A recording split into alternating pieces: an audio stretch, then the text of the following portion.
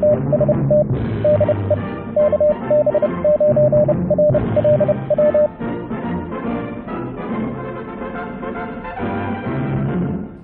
YouTubers and fellow hams. Well, I thought I'd do a video today about sending Morse code. Now I'm not going to talk about posture, how to handle the key, any of that. I thought what I would want to talk about is a problem that I'm running into more and more on the bands.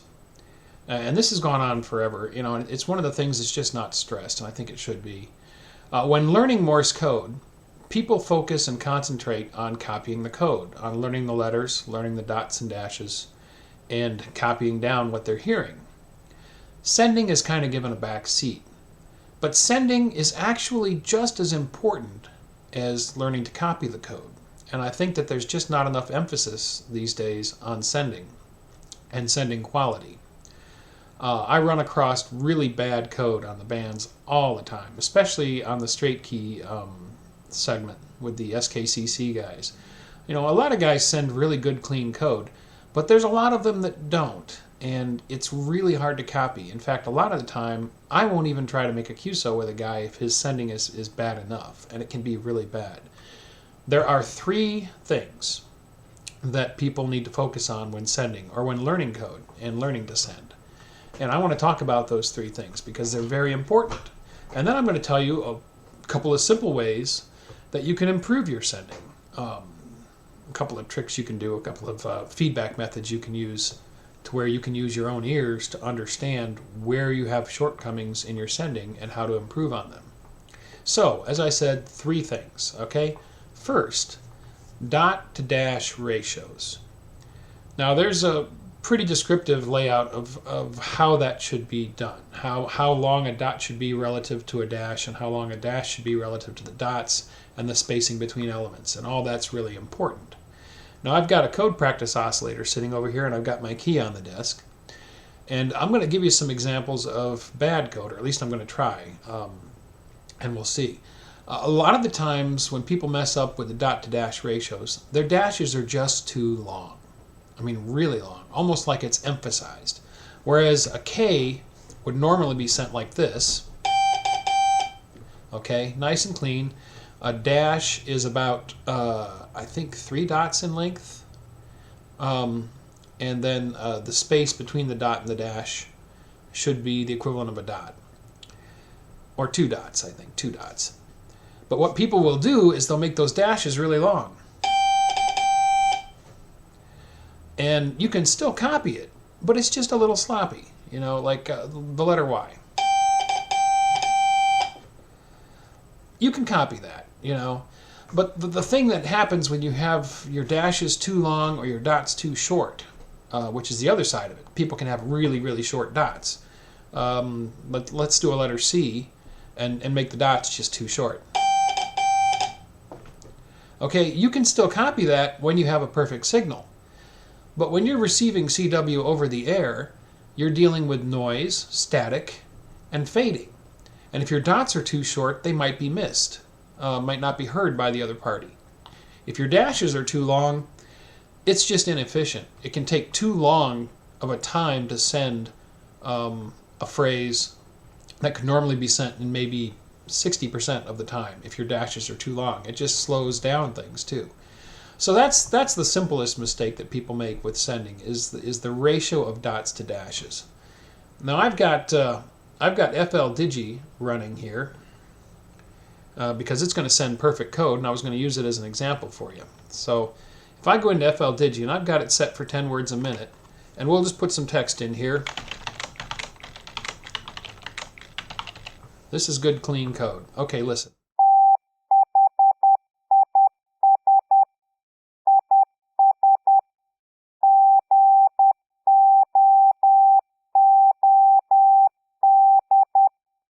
Okay, that's enough. But you see how that's, you know, it's just very clean, it's very easy to understand, very easy to follow. When your dots and dashes have the proper relative length, it's just a cleaner code, much easier to copy. So that's number one, is where people screw up, is with the dots versus dashes ratio. Number 2 is more serious, and this is one thing that just really bugs me. I won't even bother trying to communicate with somebody when they're doing this. The spacing between letters. You need to leave a little extra space between letters. I've run across people on there that are just mashing the letters together, and you really can't tell what's being sent. You know, when you're tuning around and you hear something like this, you could kind of tell that there were 4 letters there, but it can be as bad as no spacing at all.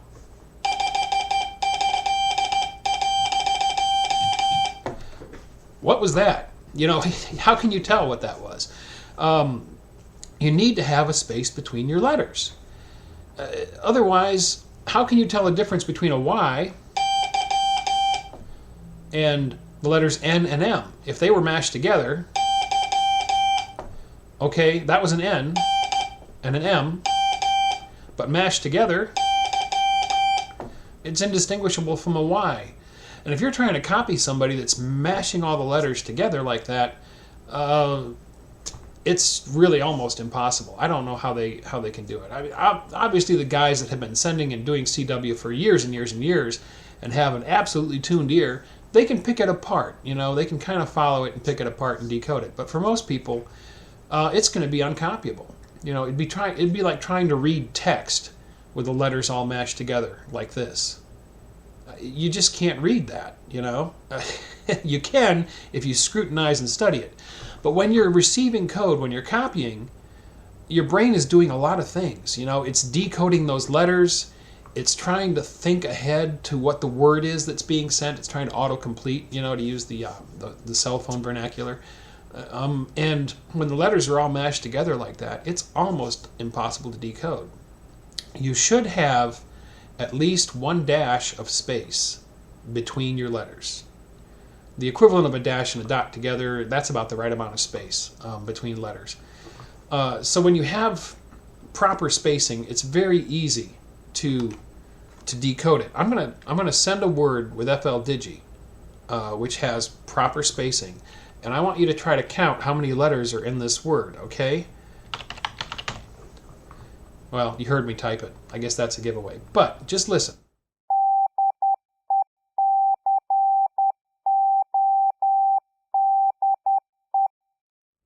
Did you get it? Did you get how many letters there were? Want to listen again? Okay, let's listen again. And this time, just try to count the letters.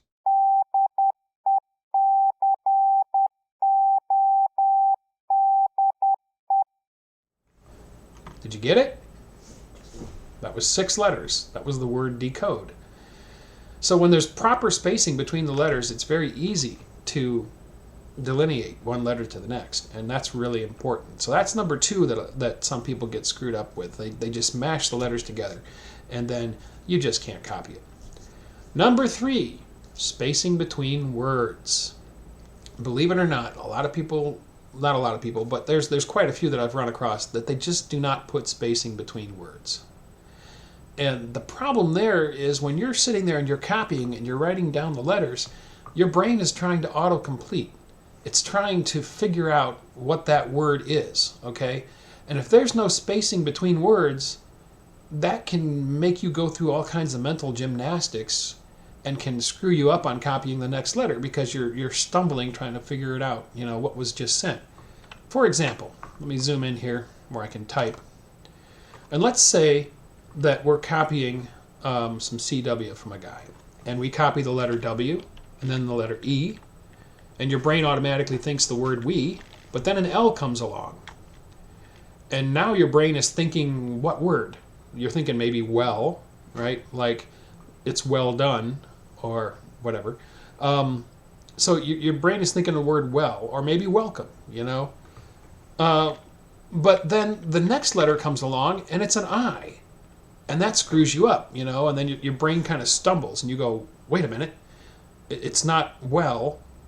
But by the time you've started to make that thought, another letter comes across and it's a K, and then an E, and then a D. And now you're thinking, oh, we liked, you know, and you're having that thought when the next letter comes across, and still there's no word spacing, right? And it's an R, and the next letter's an I, and then a V, and then an I, and you're really getting screwed up. And then finally, a couple of more letters, and the puzzle falls into place. It wasn't well, it was we, right? And it wasn't liked, it was like, and the word driving. But without that spacing, as you're sitting there trying to copy it, you're going to fumble. You're going to fumble all over the place, you know, and that's going to screw up your ability to get the next letter. You might miss a letter or two because you're sitting there trying to figure out what the words are. And that's actually a natural thing. When you're copying proper code, part of your brain will be figuring out the words as it goes. And that's where you get to where you can copy in your head eventually, as you start hearing words. But if there's no spacing between the words, that becomes very difficult to do.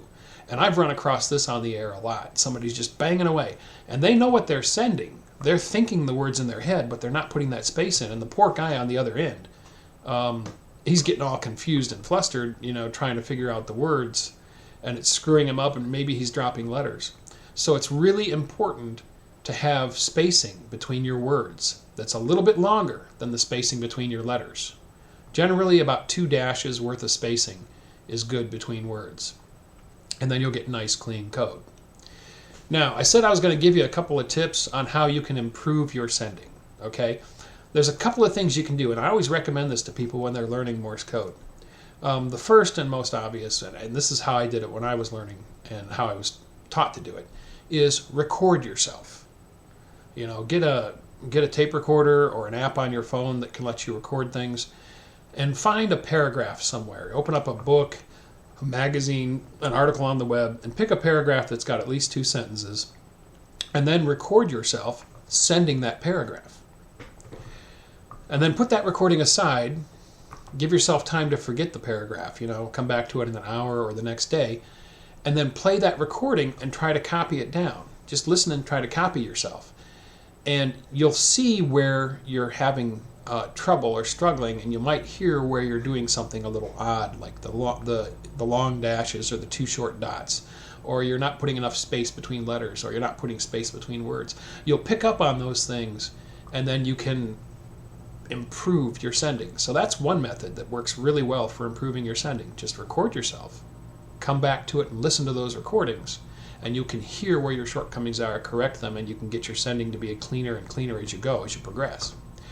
Another thing you can do is a program like FLDigi, which I have running here. You can use a program like this to decode CW. So you can see it's putting a bunch of junk up here because it's using this microphone that I'm wearing right now. And you can see my voice on the waterfall here is tripping it. But I'm going to be quiet for a second, and I'm going to send some CW. A program like FLDigi that decodes CW, it relies on decent code for it to do its job. And if you're not sending with good spacing, for example, the spacing that it receives and decodes will be off. And so you can see where you're making mistakes. So I'm going to clear the receive window here, and then I'm going to send something, and we'll see how well it decodes.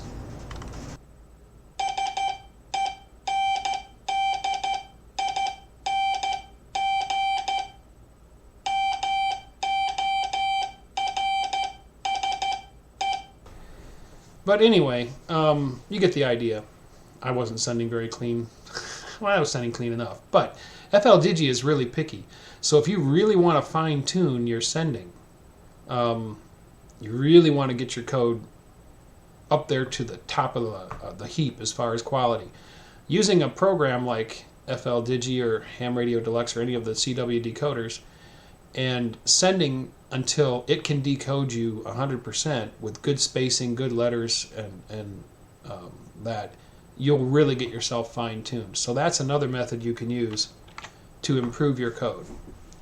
So, sending. It's just as important as learning how to copy and receive. It's not just a matter of pride on your own skill and your own quality.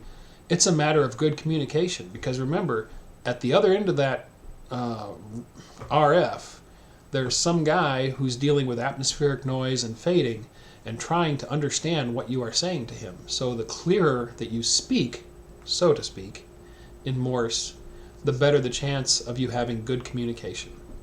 So there you go. Morse code. Sending, just as important as receiving. So hope you have found that useful. Thanks for watching.